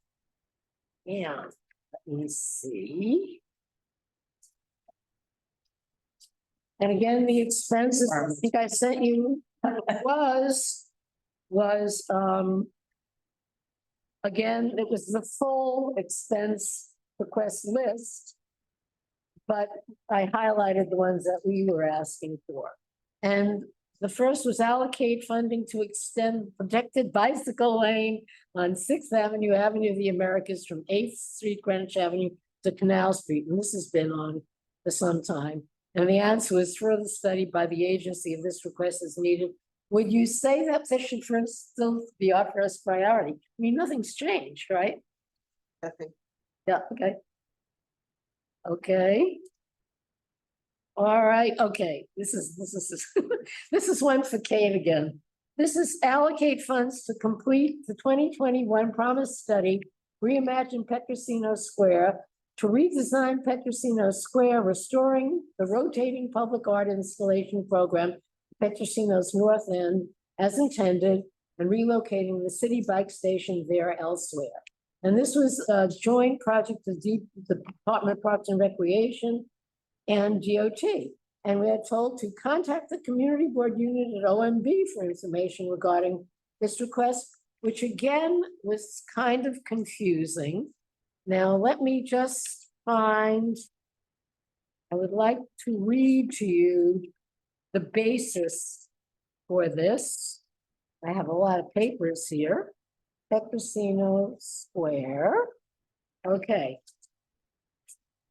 Originally, and this was by the mayor's group in, do I have the date? That's a letter of commitment, December 9th, 2021, in connection with Soho NoHo zoning land use changes to council members Johnson, Chin, and Rivera. It sounds like ancient history now, right?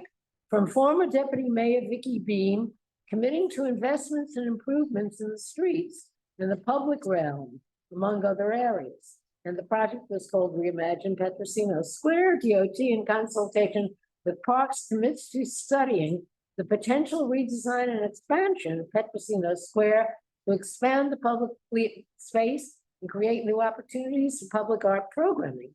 The study will evaluate potential geometric changes to Lafayette, Cleveland, and Kenmare Streets, which is surrounding the streets around the square. Effects on safety and flow for pedestrians, bicyclists, vehicles, emergency vehicle access, impacts on access to adjacent residential and commercial properties, and the potential modification or relocation of existing furniture within the square. including existing fencing, benches, and the bike share station, and other relevant considerations. As we await the findings and recommendations of that study, the Parks and DOT commit to advancing opportunities for activating space at Petrosino Square, promoting the site through Parks rotating public art installation program. In completion of the study, DOT and Parks will share its findings and recommendations with Manhattan Borough President, local council member, and community board, funding $500,000 in expense timeline city to begin in the third quarter of 2022. And I do remember we met with you and Commissioner Ed Pinkar, Borough Commissioner, and he had said that the study was delayed because they're behind on other studies. So I just wondered where they're at now, and also why we would have that response about OMD. So So I'll say, we are still a bit delayed on the Petrosino Square study, because right now DOT is focusing on the Canal Street study, which was another commitment from the Soho NoHo rezoning, which we began outreach for and will continue in 2024 in order to have a plan for the community later in 2024. And I'll just say that we have plans to coordinate with the Parks Department soon to see what the next steps are to begin the study, but I don't have a firm timeline. okay. No firm timeline yet, but obviously this should be one of our priorities. So we have it as our priority too, and I think we should keep it as that. Okay. Now this is allocate funds to conduct a study of the 9th Avenue and 14th Street intersection to improve traffic signalization, to avoid extensive backups and ensure safety for pedestrians and bicyclists. Okay, further study by the agency. I guess you're still working on that one. I'm sorry, was that a It was a request for a study on the intersection, which I gather is kind of messed up there at 9th Avenue and 14th Street. We'd had a resolution on. You know, I wonder if the improvements going on in the meatpacking district are gonna affect, and you know. Oh, you know what, I think that these are technical districts is involved, but Jeffrey LaFrancois, who's the executive director, has said that and he had hoped DOT would do a study like this. I think they're kind of involved with that whole West Side. Yeah, they're further west, and they're not addressing. Pedestrian area. So I guess we still leave it as number 3. I mean, no movement on that, right? Okay. Yeah, I'll have to say that I believe that request predates my time at DOT, so I don't have background knowledge on that, and I would have to check, but I don't believe there's any movement on that. All right, so the next one I can happily say is done. Woo, because that's Canterbury Landing. That just went to the ribbon cutting. So, okay, so that's out. Okay. Allocate funds to install traffic safety improvements at the intersection of Waverly Place, Christopher, and Grove Street. That's the Stonewall National Monument area.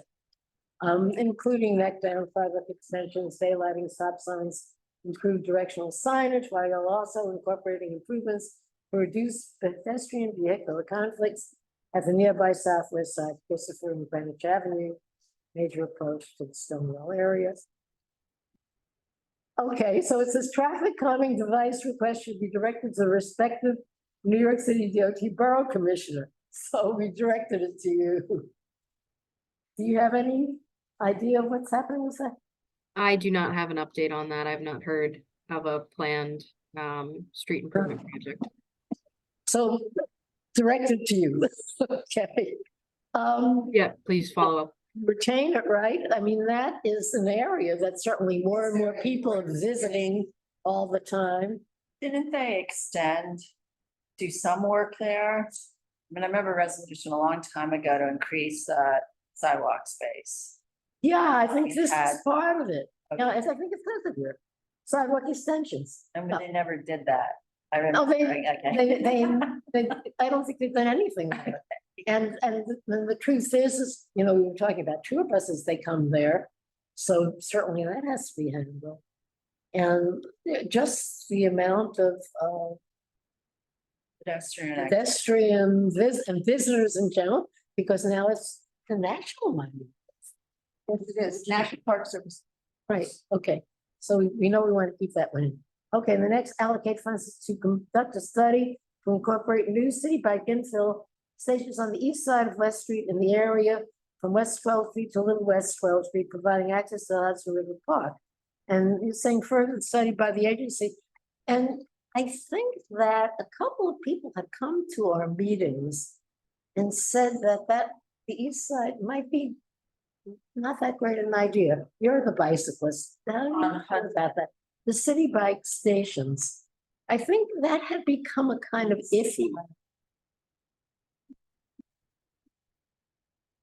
Anybody? Yeah, I mean, now that they're putting in, because they're also installing a new access right there. Yes. You know, across Right, the West Side Highway. I mean, wouldn't it make more sense to have more city bike stations in the park itself? Park, so that would have to go to the Hudson River Park, and that's a whole other thing, that's the park. scheme. Yeah, because I think. Yeah, so I almost Bike. can eliminate that. Okay. Well, so that, yeah, I mean, the whole picture is changed there, Yeah. I believe. And, okay, I'm way ahead to fund that, yeah, I think so. Yeah, and this has not been done. Funds to install temporary protective barriers to the bike lane on West Houston Street between Washington and West to provide safer access to the Hudson River Park Greenway until more permanent safety improvements can be added. So this again is going to be reviewed as part of that federally funded bicycle network development program. Hey, can you tell us a little bit about that? That federally funded part, have we gotten bucks for that? I am actually not familiar with the program, so I will have to check and get more information. Yeah, can you get back to me on that? Of course. Plus, maybe I'll put it into the notes and on this, or even later. On federal program, yeah. I think you skipped one. 28. Yeah, 28. Oh, sorry. See, I'm in a hurry to get through. That's- Oh, yeah, so allocate funds to address continuing congestion problems on East 12th Street, focusing on 12th between Broadway and Fifth Avenue, problem area and placard parking abuses on 12th between University Place and Broadway. Okay, Borough Commissioner's Office, so we're contacting you. And we've been talking about that a lot, I think, you know, that I think really was related to 14th Street in general, and I think there was a plan to divert some of that traffic that was turning on 14th Street south to go east on 12th. I'm not sure if University and then east on 12th. And I think even that Ed Pinkart had come on a walkthrough with the community about that whole area. So that's been around for a long time. So I guess we should. I wonder if the conditions have changed, if people have started going across on, you know, 9th, 10th, 11th, like if that traffic. Because nobody's come to us recently, right, about it, people just given up or have. There are different traffic. That's true that people have not been complaining that much about it. I mean, do you get any complaints about that? I have not received any recent complaints on that. Turning from 14th Street and whether it's still a problem? I'm sorry, could you say that again? So, well, remember the 14th Street plan is that Yes. if an intersection, you have to turn right. Or stop. Cars, not bikes. And so that was a real problem because there was a great deal of confusion. And people, you know, they would have to then double back on 13th Street, and DOT put in some improvements there. But it was a big problem for a long time, and I'm just and the other part was 12th Street. I don't think anything, they haven't made 12th Street.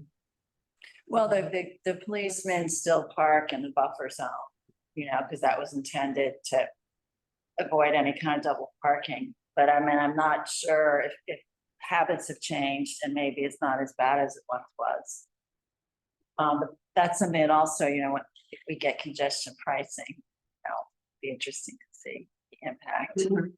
Yeah, so the question is whether There's a lot of placard on the block. And it's not it's just still shop, placard. it's- Yeah, so does that still need? Yeah, it's chronic. So we should review it, so, okay. So that's, Right, it's people. Maybe the GPS. Yeah, I think that's very interesting. Yeah, I think that I'm not,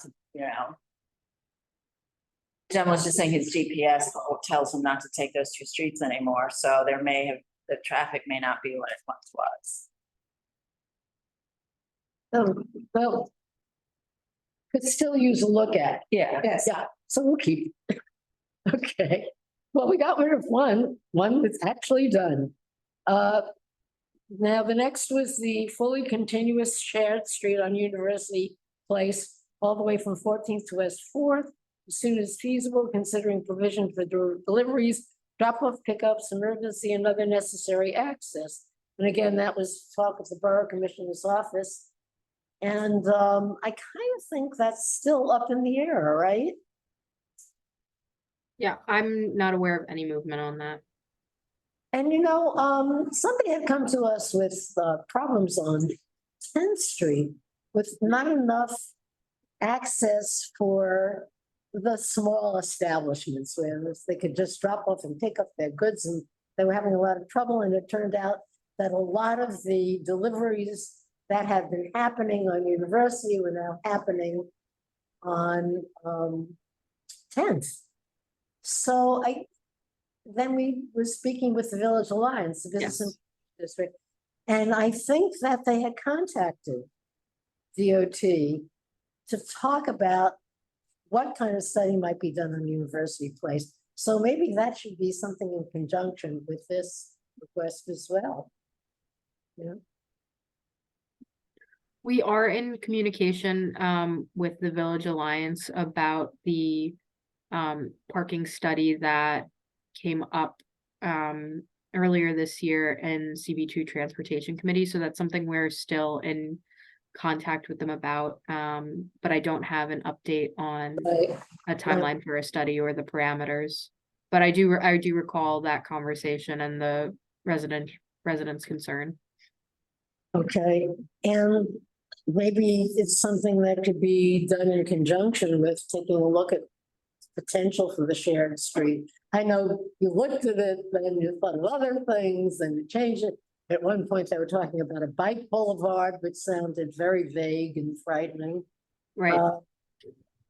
So it's been a lot of iterations, but I guess we keep it on, right? Well, this is getting easy, actually. Did we have any more? There are a number of Any more? Oh, yeah, we still have a few more.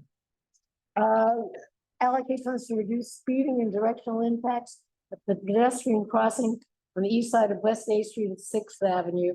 That's the intersection of West 8th Street, 6th and Greenwich Avenues. And yes, that's still a problem.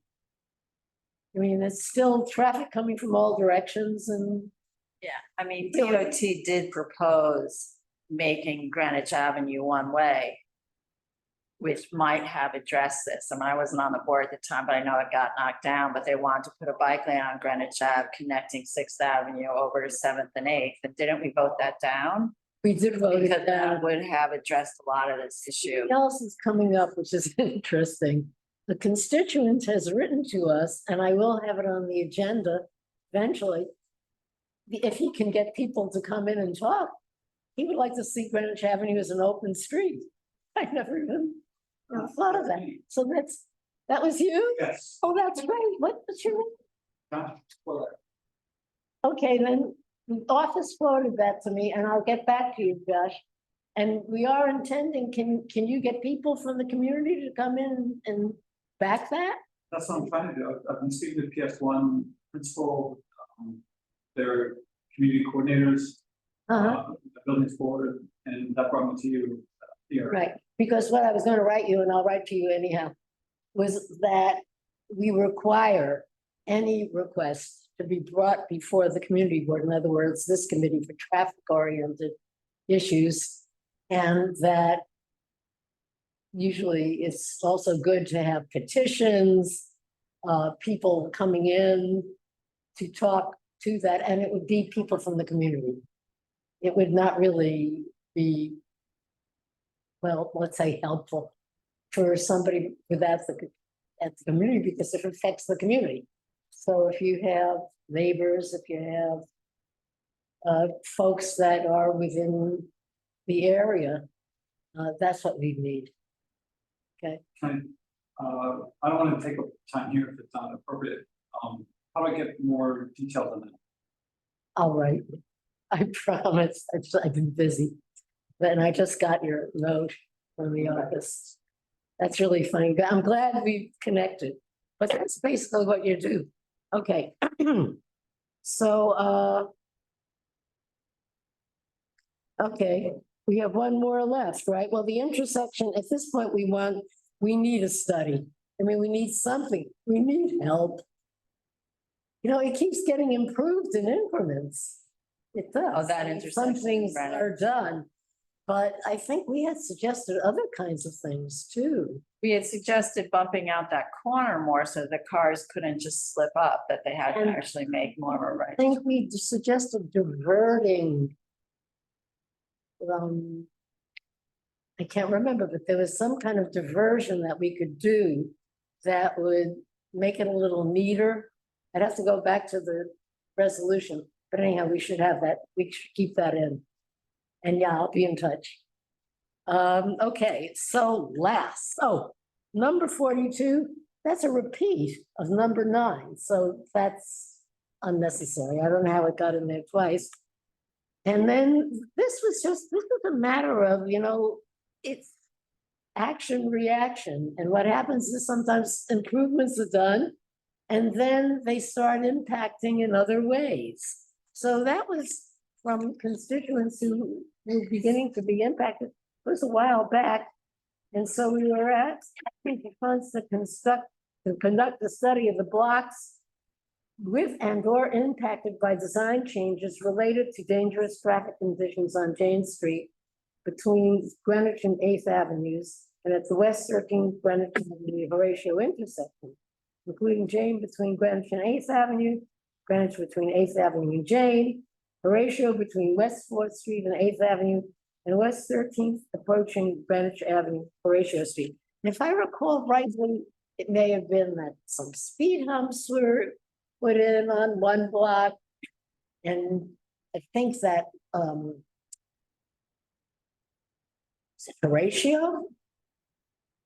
Yeah, Horatio was closed and somehow traffic started diverting on Greenwich and going up these other streets.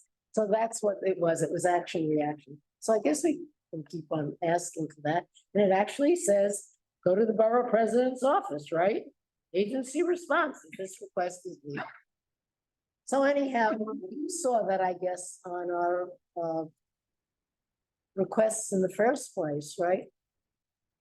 I mean, I can always send you these things again, I guess. Yeah. If you don't mind resending it, that would be really helpful. Okay, I will say send. Okay, and this is the whole thing with responses. So send Kate these requests and agency responses. Okay, so now is there anybody here who wants to ask for any more? You asked for yours, so we'll be doing a hearing. Somebody there? There's a question that she wrote into the chat. Yeah. It says, per Canal Street or near, a recent installation of the bases for ADA crossing buttons were installed at the corner of Grand and Barrack Streets, both the northeast and southeast corners. The issue is that these bases are dangerous. They protrude 5 inches out from the ground, and that corner is not well lit. Can you please find out when these will be completed? Oh, so that would be part of the Canal Street study, right? So just to clarify, is the issue that so the bases are installed, but the rest of the pedestrian signal has not been? Is that the case? That's what it sounds like. In that case, I can share my email address. And if you don't mind, just if you have any photos, I can share those with our internally with our team that installs the signal to see if they can make an adjustment to it. In regards to the corner not being well lit, you can again either contact me by email or my office, and I can share with my colleagues to conduct a lighting study for that location to see if additional lighting is warranted at that location. But I wouldn't really fall under the an issue like that wouldn't really fall under the purview of the Canal Street study. Yeah, I'll put my email in the chat now. Okay, so I think that ends the budget stuff. Thank you, I look forward to hearing from you. You will hear from me, I promise you. Okay. Okay, so we are in business session for anybody that's still sticking around. And I think really the only item to be discussing, since we have discussed our budget requests as we went through them. And we've asked our questions as far as the curb plan. And that, I don't think I need this, right? So whatever. I'll do a short report on what the current plan's about and what Kate has told us. So NYU, yeah, and it's okay. A lot of this is a done deal, you know, so it's a matter of what the building's there. So one thing you can't do is do another loading dock. Okay, we know that. Okay, comments? So number one, if we can get that simple one off, that seems relatively straightforward. I would assume that we would support the no standing in the loading zone. I mean, that one didn't have many objections and is pretty, to me, is a pretty simple common sense request. Okay, anybody have any objection to that? No, okay. Okay. Number two, it sounds like we need more information. Sorry, I'm done. Yeah, go ahead. So I have a very strong negative reaction to the second one for a number of reasons. I think it's interesting to note that while DOT is about to exploring a very forward-thinking master plan of sorts regarding curb management, which is largely conceptually based on a really real pivot for them, where equitable use of public space is an underlying concept, which is, you know, it's a pretty big, that's a big move, and I think we're all in favor of that move. So we've got the Department of Transportation looking towards the future, concerned with curb management in terms of how to use public space equitably. So we have that on the one hand, and here we have NYU basically asking for private parking for their buses in a very broad kind of land grabby way. And I find that just, you know, first of all, conceptually, any private entity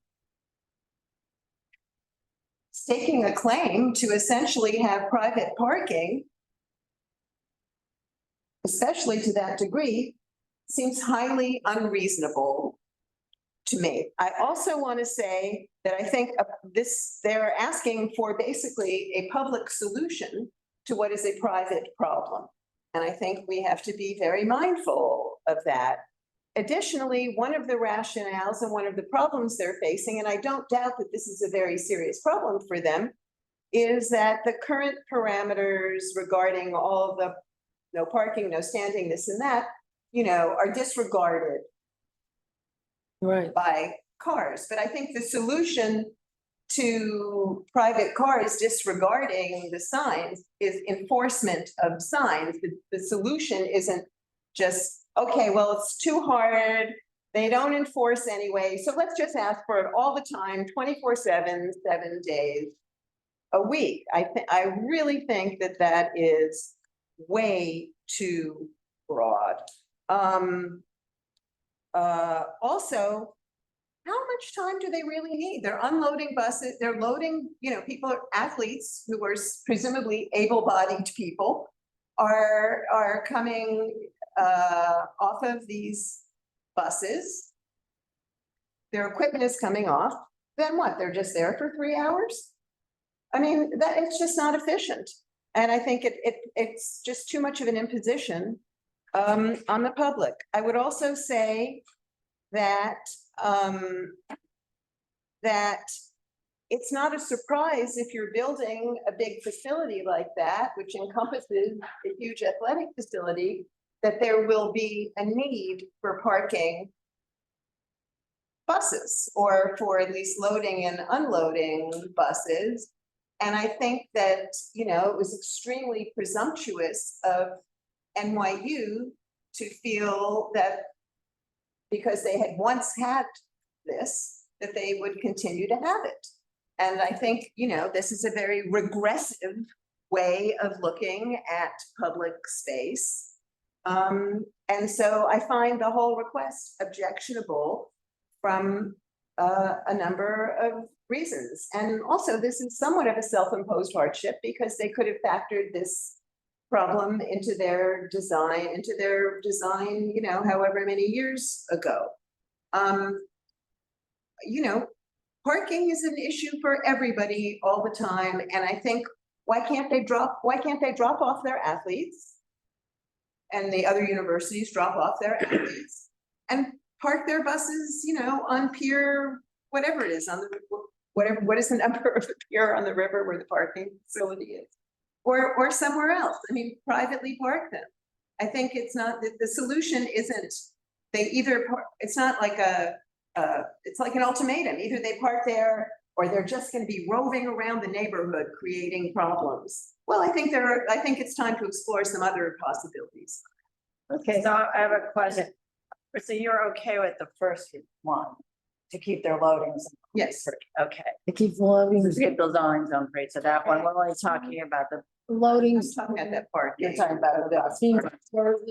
Yeah, the number one is not. 7 a.m. to 7. Yeah, that's fine. Yeah, we're stuck with it, okay? They got the loading dock. We want to keep the street as empty and moving as we can, so that we agree. Okay, Right. so agree to loading, so, yeah. My objections are confined to the bus. Okay. Right, okay. So, they did. So, okay, so Janet and then Joe. Yeah, excuse me. Basically, they're mixing two issues. The loading dock and the buses, okay? And they're attempting to overlay one on the other. Get the buses around to Houston Street. Get them, the whole damn thing onto Houston Street. Worry about the 9 to 5 situation with the loading docks, okay? No buses on Mercer Street, period. Put them on Houston Street. Incidentally, Mercer is not that wide. Somebody said it was. The point is that these athletes can very well walk around the block. Okay, I don't have to get out of the bus and go into the center. Let them go on Houston Street completely, right? So all of these nuances are nonsense. They're just nonsense. So what we're talking about is you do your loading docks, The rest of the street is what the existing regulations are. Well, you know, whether it's 8 to 6, no parking or something like that. But the point is that as you mentioned, that they're essentially arrogating public space to private use, period.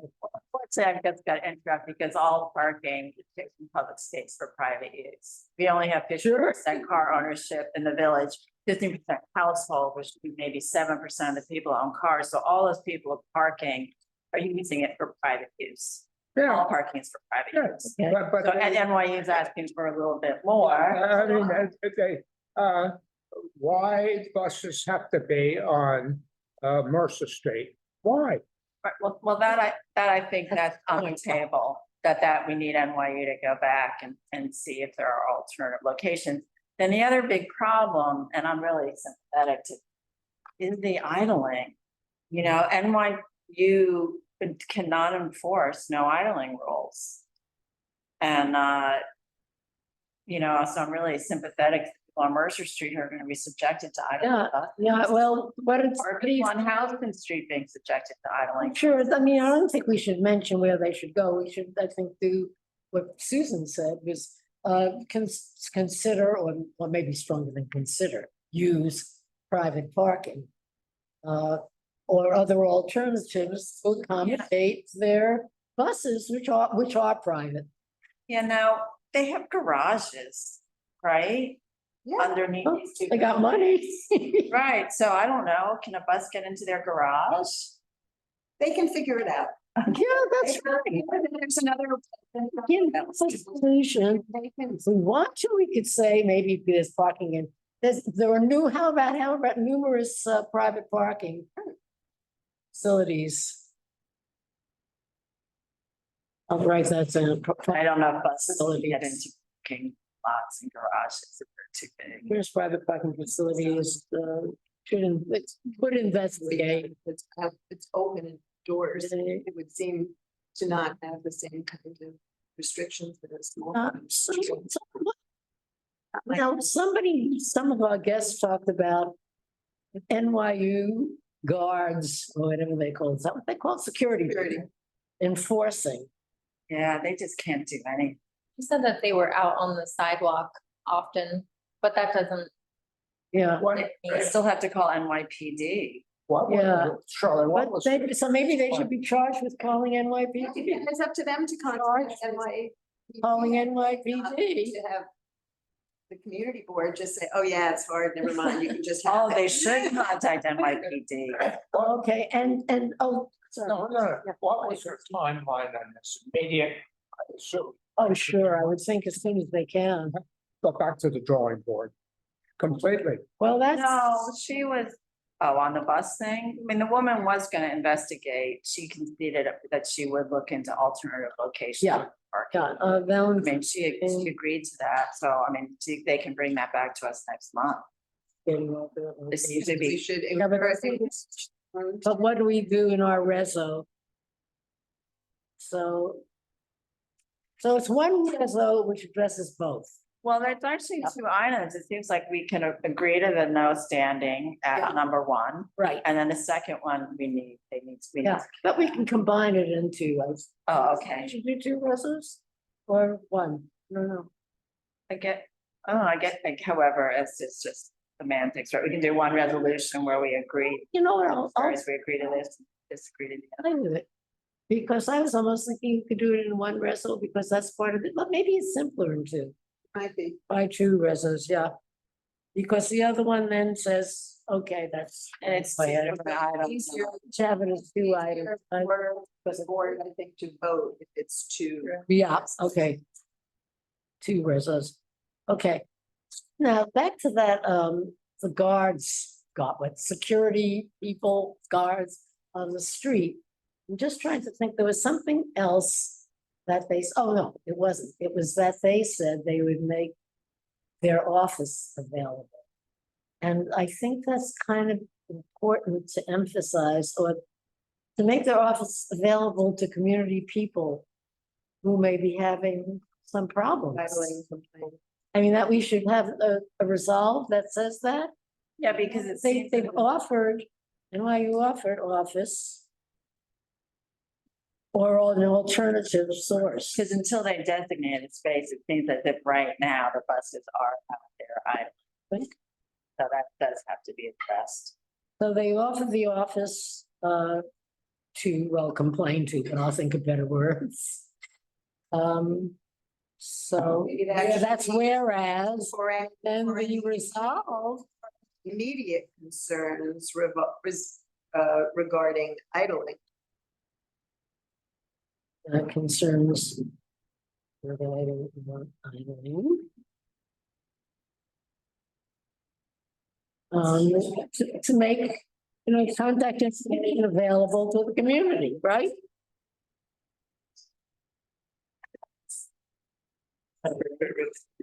Well, I think it's funny, we've all gotten very involved in this one.